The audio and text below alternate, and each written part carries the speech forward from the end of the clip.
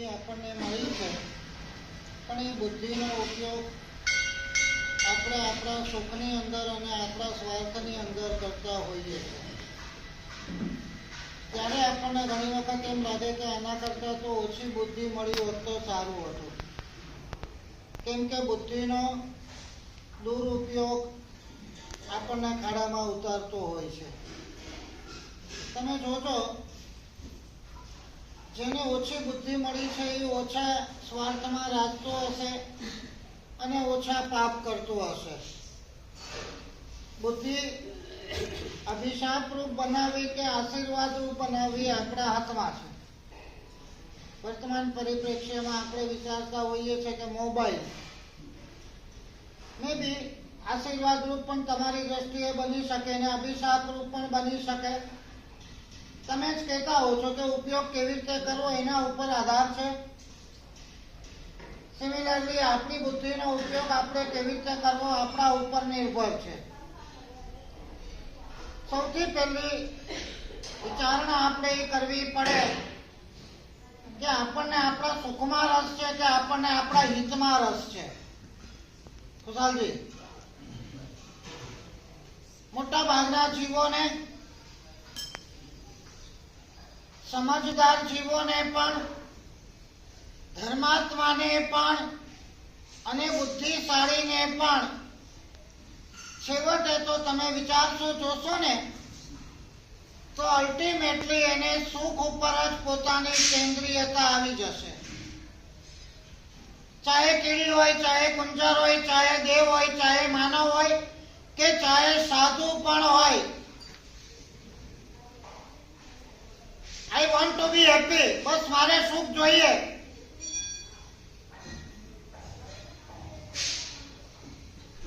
થોડી આધ્યાત્મિકતા પૂર્વકની સમજદારી આવે ત્યારે માણસને એમ થાય કે સુખ નહીં મળે તો ચાલશે, મારું હિત કરવું છે. કષ્ટ વેઠીને જ્યારે કોઈ પણ સાધના થાય છે ત્યાં સમજવું કે હિત બુદ્ધિ પ્રવર્તે છે. હજારો સાધુ સાધ્વીઓ સુખને લાત મારીને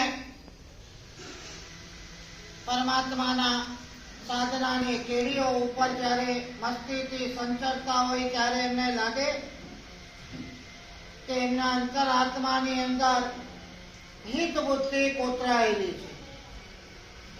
અને જ્યારે આ બંને વસ્તુનું ડિસ્ક્રિમિનેશન કરવાનું હોય ત્યારે ડગલે ને પગલે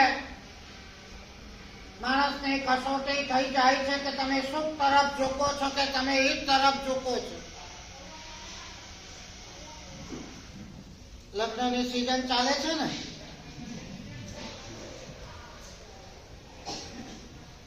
જાવ લગ્નની અંદર, રાતના તાગડ ઘીના હોય, અભક્ષ્યના ભોજન હોય.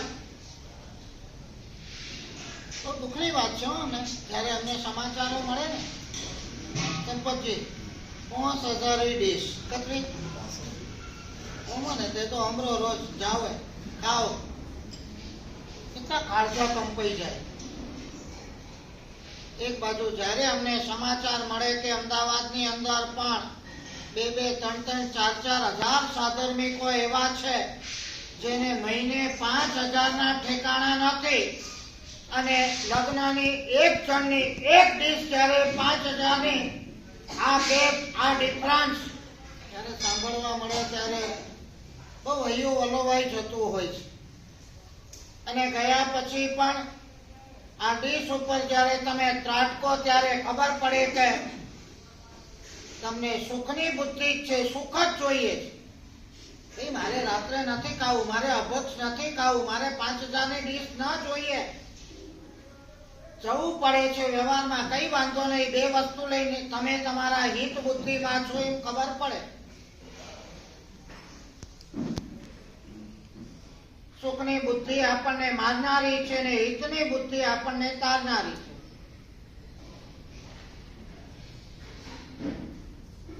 આ જ શરીર આપણને મળ્યું છે, આ બુદ્ધિ મળી છે, આ જન્મ મળ્યો છે, આ ધર્મ મળ્યો છે, આ સંયોગો મળ્યા છે. આપણે ડિસાઈડ કરવાનું છે. સુખ તો અનંત કાળ સુધી ભોગવ્યા છે પણ આજ સુધી આપણે આપણા આત્માનું હિત કર્યું નથી.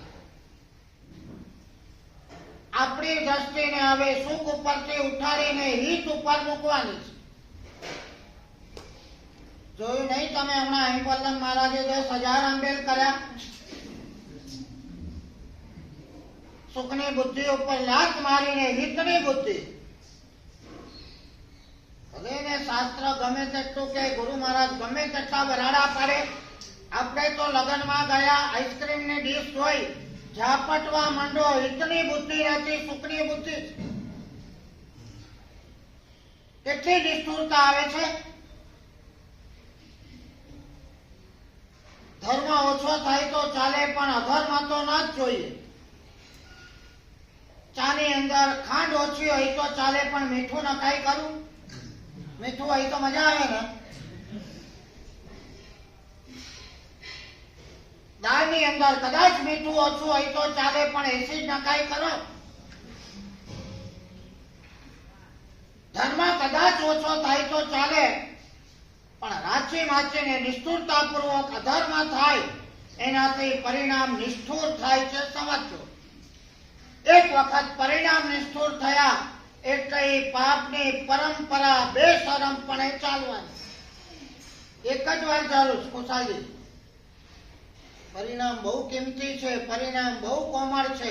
આ પરિણામને જો તમે એક વખત નિષ્ઠુર બનાયા, ન કરવાના ધંધા કરીને, ન સેવવાના પાપો સેવીને, ન કરવાના કાર્યો કરીને એક જ વાર તમે નિષ્ઠુર બનાયા, એ નિષ્ઠુરતા ધીરે ધીરે દ્રઢ ઘટ્ટ થતી જાય.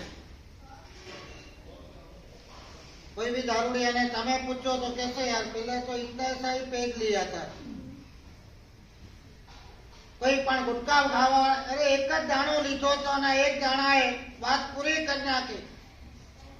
પાપ હંમેશા નાનું હોય છે, પાપની શરૂઆત નાની હોય છે, પણ પાપના પરિણામો ખોફનાક હોય છે. પાપની શરૂઆત કરવી બહુ સરળ હોય છે, પણ સરળ થઈ ત્યાંથી પહેલી આ પાપની શરૂઆતને આગળ જતા અટકાવવી બહુ જ કઠિન હોય છે. એનું કારણ એ છે કે આપણા મોહનીય કર્મ બહુ ગાઢ અને જામ હોય છે, અને એના જ કારણે એક વખત સેવેલા પાપો જ્યારે દ્રઢ થાય છે, ત્યારે પરિણામમાં પણ નિષ્ઠુરતા આવી જાય છે. પરિણામો બહુ મહત્વના છે. પરિણામ આપણા બહુ કિંમતી છે. એટલે શાસ્ત્રકાર ભગવાન તો કહે છે, તમારા પરિણામને કુણા રાખજો, તમારા દિલને હળવો ફૂલ રાખજો, તમારા હૃદયને ભીનું ભીનું રાખજો. કોઈના દુઃખની અંદર એ દ્રવી જાય, પરમાત્માની મૂર્તિને જોઈને એ દ્રવી જાય, કોઈના સુખને જોઈને આનંદથી હલી જાય. આવું આપણું હૈયું હશે, એ હૈયું ધર્મ કરવાને લાયક છે. સમજી રાખજો. કઈ આપણને ચિંતા જ ન થાય, કોઈ આપણને પીડા જ ન થાય બીજાના જીવન દુઃખ જોઈને. ભલે ને રશિયા ને યુક્રેનના ગમે તેટલા યુદ્ધો થાય, ઇઝરાયલ ને ઈરાનો ભલે ને ભડકે બળે, ભારત પાકિસ્તાન બાંગ્લાદેશમાં ભલે ને હજારો હિન્દુઓના ઘર સળગાવી દેવામાં આવે, આપણને એની કોઈ અસર કરી એમ કહું છું. અને જેને અસર ન હોય ને એને કાલે પોતાની પણ આ દશા માટે તૈયારી રાખવાની જરૂર. હમદર્દી જ નહીં, સંવેદના જ નહીં, સહાનુભૂતિ જ નહીં, સહાય કરવાની કોઈ ભાવના જ નહીં, એ લોકો પ્રત્યેની કોઈ, ભલે તમે કઈ કરી ના શકો પણ થોડી હમદર્દી તો હોય કે ના હોય. આજે મોટે ભાગે તમે જુઓ ને તો હૃદય બધાના નિષ્ઠુર થઈ ગયા છે, ક્રૂર થઈ ગયા છે, કઠોર થઈ ગયા છે.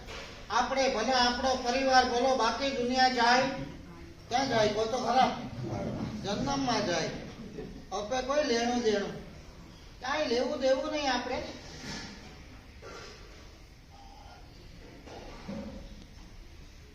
સંસારનો ડર ખરો. સંવેદ રંગશાળાની અંદર સંસારની એટલી બધી ભયંકરતાઓ બતાવી છે કે જેની કોઈ સીમા નથી.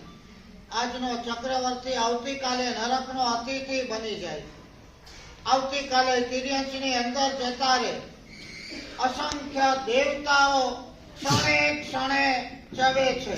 કેટલા? એક ક્ષણે અસંખ્ય દેવતાઓ દેવલોકમાંથી ચવે, અને બધા ક્યાં જાય? બધા ક્યાં જાય? તિર્યંશમાં જાય ને તો બહુ પુણ્યશાળી એમ કહું છું.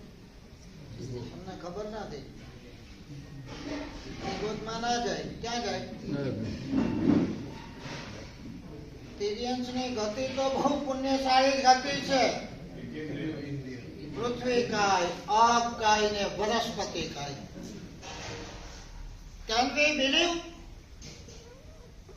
પછી આગલી ક્ષણ સુધી તો દૈવી સુખોની અંદર મોજ મજા કરનાર અને બીજી ક્ષણે આ જ દેવતાઓ ઈ પણ એક બે ની સંખ્યામાં નહીં, હોલસેલ ની અંદર સીધા પૃથ્વી કાય, સીધા આપ કાય. તમારે તો ફરવાની સિઝન છે ભાઈ. દિવાળી આવી એટલે ન્યુઝીલેન્ડ ને સ્વિટ્ઝરલેન્ડ, અને ત્યાં ગયા પછી 10-15 દિવસની ટૂર અને ગ્રીનરી જુઓ ને વાવ વાવ વાવ કરો, અને અહીંયા આયા પછી રેકોર્ડો ચાલુ કર. ઇન્ડિયા તો હાવ બેકાર છે. હાવ બેસો ને યાર, મરી જશો. ચોરી ઉપર સીના ચોરી. આ જ શાસ્ત્રમાં ભગવતી સૂત્રમાં કે છે દેવતાઓ પણ આવી જ રીતે ફરવા જાય છે. આપણું લિમિટેશન સ્વિટ્ઝરલેન્ડ કે ન્યુઝીલેન્ડ પૂરતું છે, યુરોપ કે અમેરિકા પૂરતું છે. પણ દેવલોકની દુનિયા તો એટલી બધી સુખથી ભરેલી છે, એના સુખની આગળ આઈને આખી દુનિયાનું સુખ તો કાળા કોયલા બરાબર છે.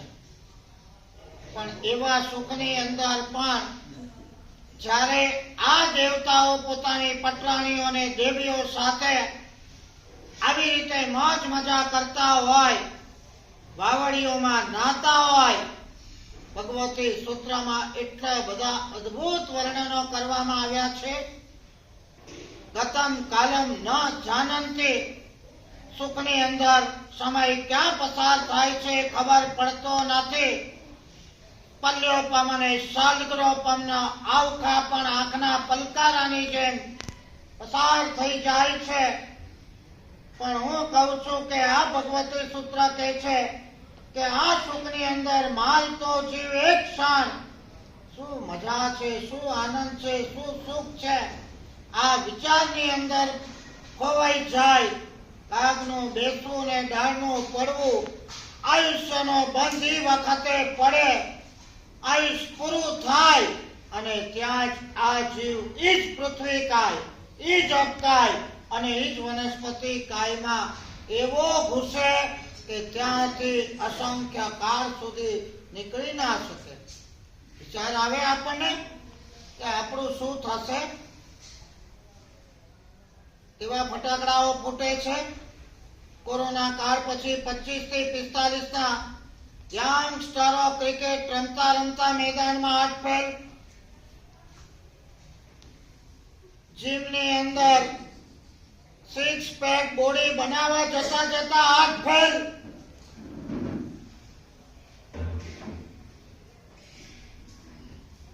મોત કેટલું સહેલું થયું ને એ વખતે ચારો નેગેટિવ સંભાવનાઓની તલવાર વચ્ચે જ્યારે આપણે જીવતા હોઈએ, આપણને કોઈ ડર ના હોય, કોઈ ભય નહીં. ત્યારે શું થઈ જશે? બાલ ભલા કઈ ઉઠી ચાલ્યા, જોને કઈક ચાલે. બિલાડીની દોટે પડ્યો ઉંદરડો શું માલે. કુદા કૂદ કુદા કૂદ કુદા કૂદ કુદા કૂદ કરતો હોય ઉંદરડો. એને ખબર નથી કે બિલ્લીની નજર તારા ઉપર છે, અને બિલ્લીની નજર પડી ગઈ એવી એને ખબર પડે પછી એની કુદાકૂદ નું શું થાય એમ પતો કરે?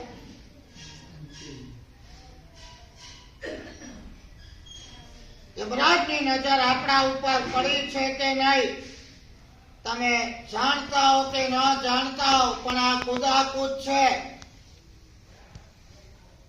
આપણી નજર એના ઉપર નથી પડી એનું સૂચક છે, પણ જ્યાં પડે ત્યારે તો કુદાકૂદ બંધ કરવી જોઈએ. આને ઉપાડ્યો, આને ઉપાડ્યો, આને ઉપાડ્યો, આને ઉપાડ્યો. આ જ્યારે જોઈએ આ બિલ્લી, આ ઉંદર, આ ઉંદર, આ ઉંદર, હવે મારો વારો પણ આવશે, આવું ભાન જેને થાય નહીં એ નિષ્ઠુરતાનું સૂચક. વૈરાગ્ય સતતકાર કહે છે બી અવેર, બી એલર્ટ. ભાઈ જાગૃત બનો. તમને ડરાવવા માટેની કોઈ વાત નથી, પણ તમને જાગૃત રાખવાની વાત. એક ક્ષણ કિંમતી છે ને એક ક્ષણ જોખમી પણ છે. જાગૃત રહ્યા તો પ્રત્યેક ક્ષણ આપણા માટે કિંમતી છે ને ગાફેલ રહ્યા તો પ્રત્યેક ક્ષણ આપણા માટે જોખમી છે. ક્ષણેન મુક્તિ મેળવવા, ક્ષણેન નરકે મેળવવા. એક ક્ષણ સાતમી નરકમાં પણ ઠોકી દે ને એક ક્ષણ મોક્ષની અંદર પણ લઈ જાય. ક્ષણેન મોક્ષમ મેળવવા.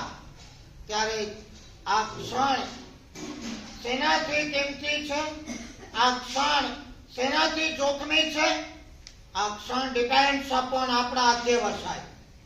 આપણા અધ્યવસાય, આપણા વિચારો, આપણા ભાવો, આપણા પરિણામો આ ક્ષણને કિંમતી પણ બનાવે છે અને આપણા પરિણામો આ ક્ષણને જોખમી પણ બનાવે. ક્ષણ તો એકની એક જ છે, સમય તો એકનો એક જ છે. આપણી માનસિકતા, કોકની નિંદા, કુતરી, પંચાયત કરો છો, આ ક્ષણ તમારા માટે જોખમી છે. ખાવા પીવાની અંદર તમે મશગુલ બન્યા છો, આ ક્ષણ તમારા માટે જોખમી છે. સંસારના સુખની અંદર આસક્ત થઈ ગયા છો, આ ક્ષણ તમારા માટે જોખમી છે. મોજ મજાને ફરવાની અંદર તલ્લીન થઈ ગયા, આ ક્ષણ તમારા માટે જોખમી છે. કોઈ મોબાઈલ કે મૂવીની અંદર એટેચ થઈ ગયા, મેચ થઈ ગયા, આ ક્ષણ તમારા માટે જોખમી છે. બીજાનું ઘસાતું બોલવામાં, ઘસાતું કરવાની અંદર આપણે આનંદની અનુભૂતિ કરવા માંડ્યા, આ ક્ષણ આપણા માટે જોખમી છે.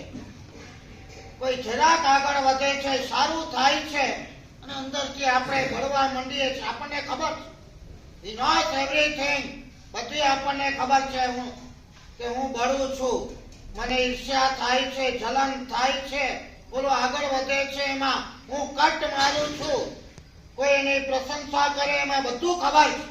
આ ક્ષણ આપણા માટે જોખમી છે.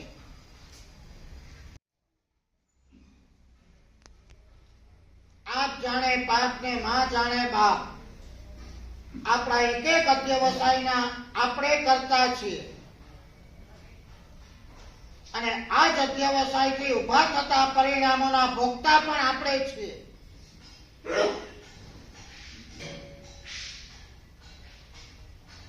આજના પ્રવચનનો હાથ તમે લઈ જાઓ, હર પળ તમે વિચારજો, હું આ વિચારું છું, આ હું કરું છું, એમાં મારું હિત છે કે નથી? અહિત હોય તો જવા દો, એને નહીં જોઈએ. સંસારમાં તો ડગલે પગલે આવા નિમિત્ત મળવાના છે, ડગલે ને પગલે આપણે જાણવાના છે અને જેનાથી આપણું હિત થતું હોય એને ડિલીટ કરવાના છે, હિત થતું હોય એને અપનાવવા છે. આપણું આપણા ઉપર જ છે. કોના ઉપર? એકલા આપણા ઉપર છે. આનાથી મારા ભાવ બગડે છે, નહીં જોઈએ. આનાથી મને કર્મ બંધ થાય છે, નહીં જોઈએ.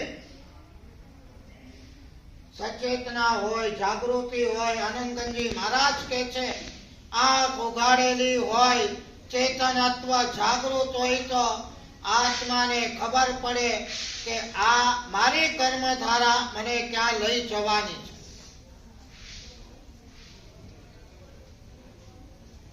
ડર જ નથી. આ એક આંસુ દેખા જાયેગા, પડશે એવા દેવા છે. આ લોક મીઠા તો પરલોક કોણે જીતા? આ સિદ્ધાંત ઉપર જ મજેથી દોડીએ છે. નથિંગ વિલ બી હેપન, જાણે કઈ થવાનું જ નથી.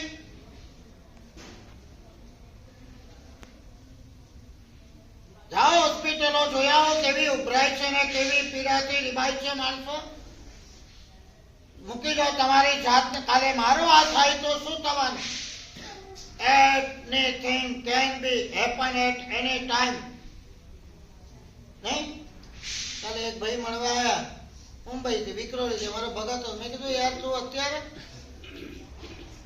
કારણ કે મારા ભાઈ બોમ્બે થી મારવાડ જતા હતા, આબુ રોડ આયા ને બ્રેન સ્ટ્રોક આવ્યું. બેઠા બેઠા હેલ્ધી.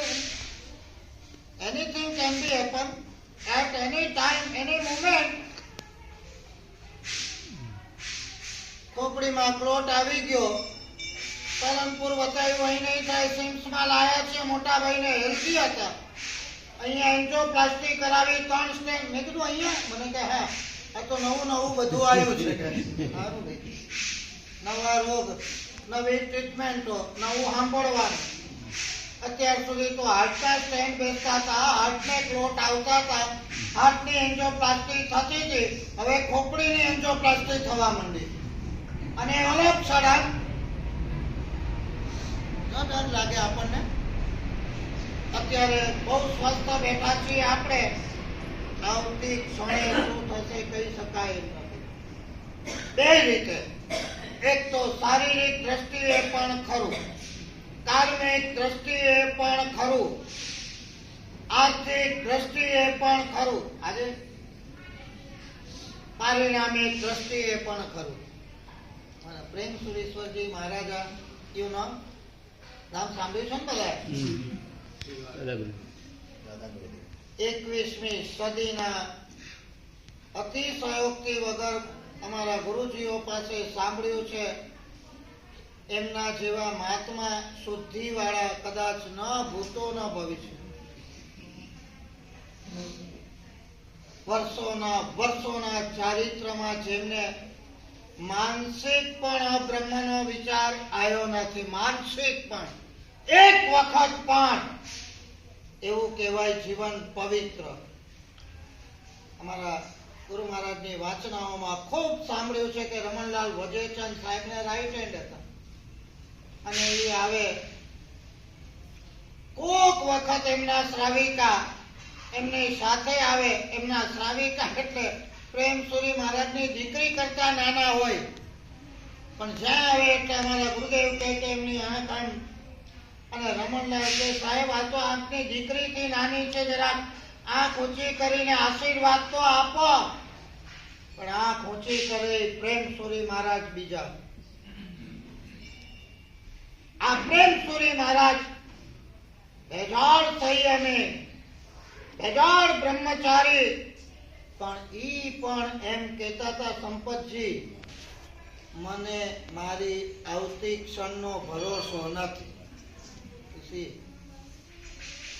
આવતી ક્ષણ શારીરિક દ્રષ્ટિએ શું થઈ જાય. કેવા તકલાદી પુણ્ય લઈને આપણે બેઠા છીએ, નહીં શાંતિથી બેઠા છીએ ને સંપત્તિ. આશ્ચર્ય છે, કઈ નથી થતું એ આશ્ચર્ય છે.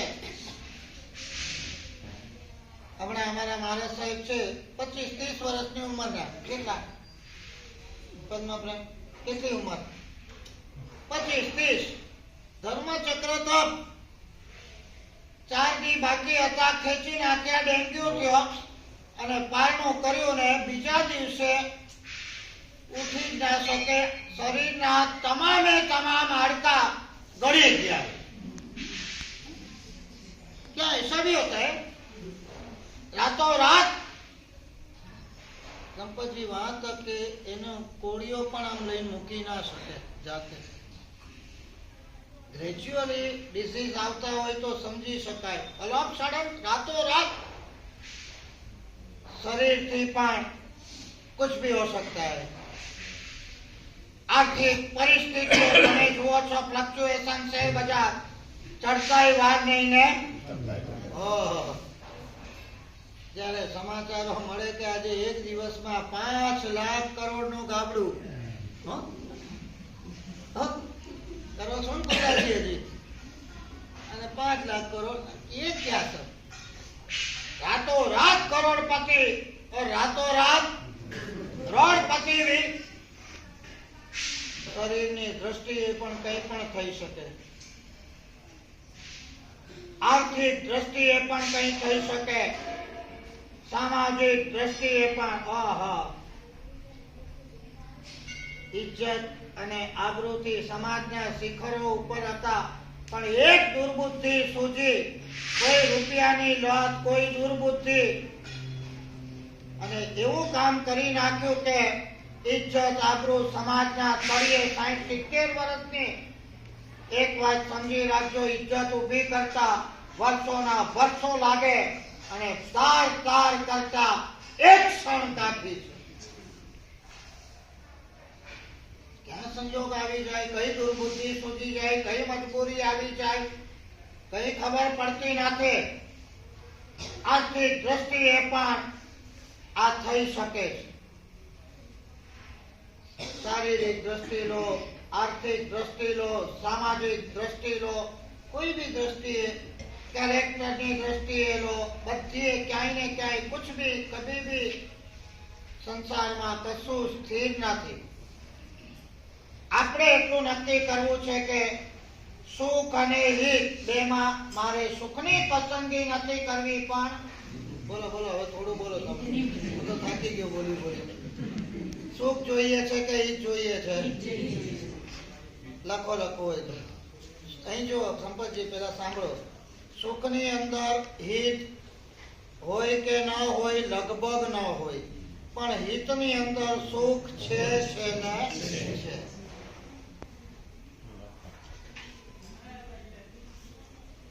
સુખની અંદર લગભગ હિત છે, કેમ કે સુખ અને હિતને 36મો ચંદ્રમાં છે. સુખ જોઈતો હોય તો હિત તમે નહીં કરી શકો, અને હિત જોઈતો હોય તો સુખને લાત માર્યા વગર હિત નહીં કરી શકો. સમજાય વાત? સુખની જેને લાલસા છે, પોતાના આત્માનું હિત તો નહીં કરી શકે, બીજાનું ભલું પણ નહીં કરી શકે. હું ભલો, મારું સુખ ભલું, દુનિયા જાય ખારમાં ભારમાં, આ સૂત્ર સાથે લગભગ બધા જીવતા હોય છે, પણ એને ખબર નથી સુખ આજે છે ને કાલે નથી. સુખ પુણ્યાધીન છે, સુખ તકલાદી છે, સુખ ટ્રાન્ઝિયન્ટ છે, સુખ આભાસિક છે, અને સુખ અનંત દુઃખોને નોતરનારું છે. સુખની આ વ્યાખ્યા આપણને ખબર નથી, એટલે સુખની પાછળ આપણે પાગલ છીએ.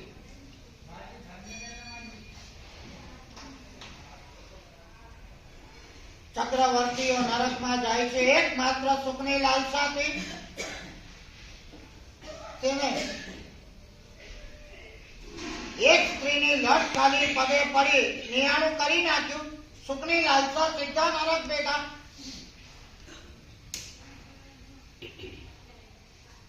એક મોદકની લાલસા કોને?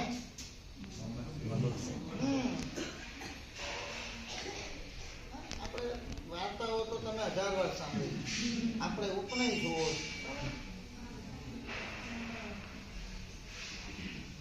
એક સંપત્તિની લાલસા એ મમ્મણને આટલું મળ્યા પછી પણ હજી જોઈએ.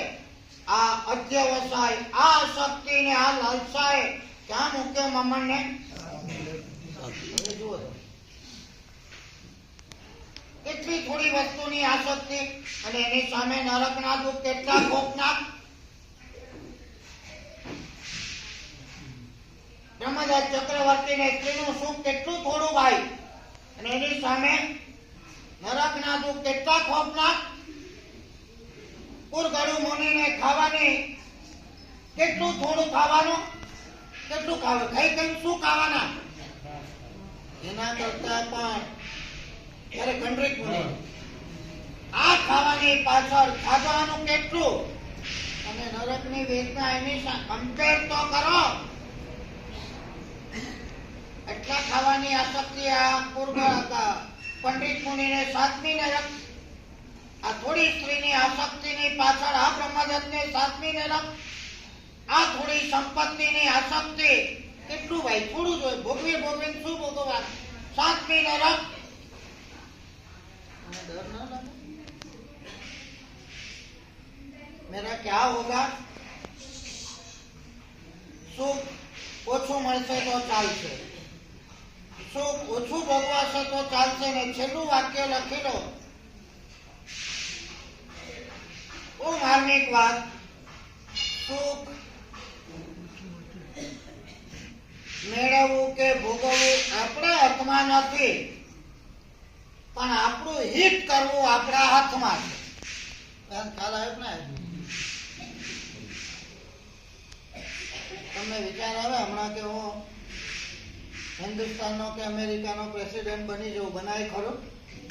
તમને વિચાર આવે કે હું એ અપ્સરા જેવી સ્ત્રીનો ભોક્તા બની જવું, તો ઈચ્છા પૂરી થાય ખરી?